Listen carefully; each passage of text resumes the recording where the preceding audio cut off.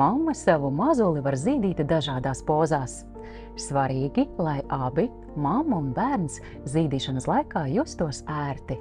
Bioloģiskā poza īpaši noder pirmajos mēnešos pēc bērna piedzimšanas. Bioloģiskā pozīcija zīdīšanā tā ir, kur mamma atrodas pussēdus vai pusguļus, bērniņš guļ viņai virsū, un šī poza ir ļoti relaksējuša gan mammai, gan bērnam, un ļoti droša, ka bērniņš nevar izkrist mammai no rokām. Šo pozu droši var lietot uzreiz pēc dzemdībām, jo arī, ja ir kādas šuvis un mamma nedrīkst sēdēt, šajā pozā nebūs nekādas spiediena uz šuvē. Kas ir jāņem vērā, lai poza būtu pareiza un ērta gan mazulim, gan mammai? Šajā pozā bērniņš guļ mammai uz vēdera, uz krūtīm, mammas mugurai noteikti jābūt atbalstītai, un bērniņu mamma ar roku var pieturēt pie krustiem, pie dibena, lai viņa svara centrs atrastos vēdera zonā.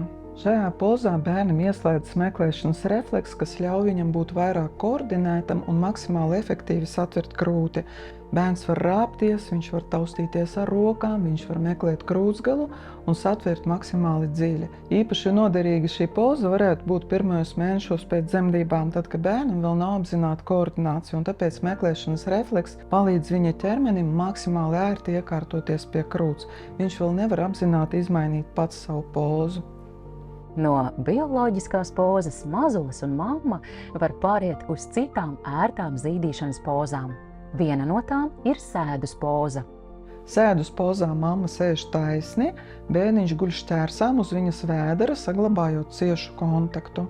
Pēc iespējas vajadzētu atbalstīt mammas muguru, ja tāda iespēja nav, mugura var palikt arī neatbalstīta. Spilveni mammas klēpī, kas ir palikti zem bērna, tikai traucēs mums ieņemt šo te bioloģisko pozu sēdus, tāpēc spilvenus labāk aizlikt aiz muguras vai nu mammai palikt zem elkoņa.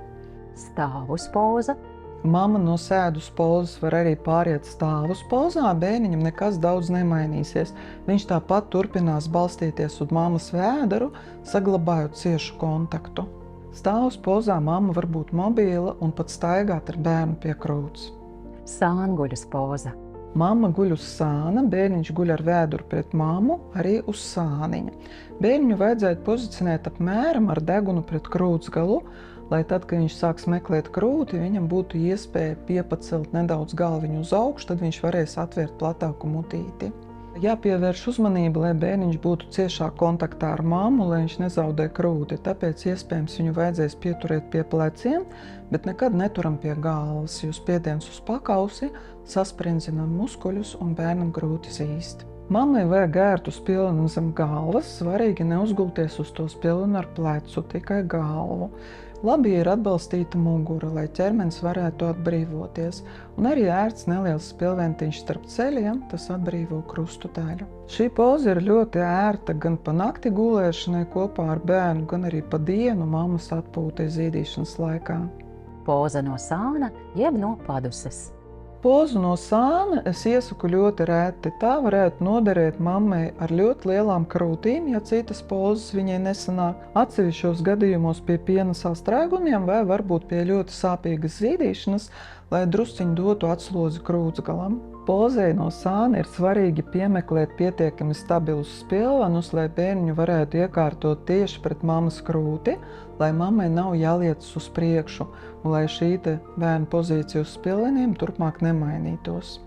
Pozā no sāna bērniņš guļ pret mammas krūti, kājiņas vērtas atpakaļ paduses virzienā. Ir svarīgi sakārtot spilvenus tā, lai bērniņš būtu tieši pret mammas krūti, un spilveniem jābūt pietiekami cietiem, lai viņa neieguļas zem bērna svara, ka bērns zaudē savu pozīciju un mammai atkal būtu jāliecas uz priekšu. Mammai aiz muguras noteikti jāizliek spilvens, lai viņa varētu balstīties un arī, lai bērniņam kājiņām paliek vieta. Pozā no sāna var vienlaicīgi zīdīt dvīnīšus, ja salikt spilvenus mammai no abām pusēm, vai nu ir tāda speciāla spilveni pakavi, kas domāti dvīnīšu ēdināšanai pie krūts. Visās pozās mammai ir jāievēro vairāki aspekti, lai poza būtu pareiza. Visās zīdīšanas pozās ir svarīgi ievērot bērna bioloģiskās pozicionēšanas principus. Tas ir, ka bērniņš ir ar vēderu pret mammu, ka viņš jūt ciešu kontaktu, ka bērniņš ir pret krūti tā, lai viņam būtu iespēja piepacelt galviņu, lai viņam nebūtu zods piespiests uz leju, jo tad viņš nevarēs atvērt mutīti un viņam būs grūti norīt pienu. Bērna galva nedrīkst būt pagriezta ne pa labi, ne pa kreisi, viņai jābūt taisni. Lai šo atcerētos, mums būtu vērtīgi atcerēties, kā mēs paši dzeram. Mēs nevaram padzerties, pieliecot galvu uz leju vai pagriežot pa labi vai pa kreisi. Tad, kad mēs dzeram, mūsu pozīcija ir nedaudz zots uz augšu. Tieši tāpat arī bērņam jāatrodas pret krūti. Bērna ķermenim un galvai jāatrodas vienā līnijā. Galvai nav jābūt pagrieztai uz sāniem. Ir ļoti svarīgi ar bērniņu meklēt sadarbību. Tad, kad viņš meklē krūti, mēs to piedāvājam. Nevis cenšamies pa katru cenu iespiest bērnam krūti mutē. Zīdīšanu var mammai aizņemt līdz 4 stundām diennaktī, tāpēc viņai ir ļoti svarīgi iekārtot sevi ērti, izmantot spilvenus mugurai, rokām, kājām.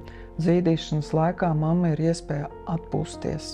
Zīdīšanas pozas ir jāmācās. Dažreiz tas aizņem nedaudz laika, prasa pacietību, bet ja tā poza sanāk ergonomiska, tad nebūs saspringti pleci, nesāpēs mugura un tiešām būs iespēja atpūsties zīdīšanas laikā. Ja zīdīšanas poza ir ērta un bērns satver krūti pareizi, arī ilgstoša zīdīšana nebūs sāpīga. Lai arī zīdīšana ir dabisks process, tā nevienmēr izdodas viegli. Kādas ir tipiskākās kļūdas zīdīšanas pozās un kā no tām izvairīties? Kas varētu apgrūtināt zīdīšanu? Noteikti poza, kur mamma liecas pie bērna, jo viņai būs saspringti pleci, saspringta mugura. Arī bērns, kas guļ uz muguras, viņam nedarbosies meklēšanas refleks, viņam būs daudz grūtāk atrast krūti. Vēl grūtāk bērniņam būs atrast krūti, ja guļus uz muguras, viņam būs jāpagriež galvu pret krūti, jo šādā pozā mēs pat nevaram neko norīt. Mammai būs ļoti neērti zīdīt guļus, ja viņa balstīsies uz savu elkoņa, nevis gulēs uz spilvena. Vēl viena nianse guļus pozā, ja bērni noliek pārāk augstu pret krūti un viņam jāpieliec galviņa, kad viņš meklē krūts galu, jo tad viņš nevarēs atvērt mutīti. Pareizi pozicionēt bērnu pie krūts nevienmēr izdodas ar pirmo reizi. Mamma un bērns to apgūst laika gaitā. Ar speciālista atbalstu un praktiskiem padomiem zīdīšana kļūst ērtāka un patīkama abiem.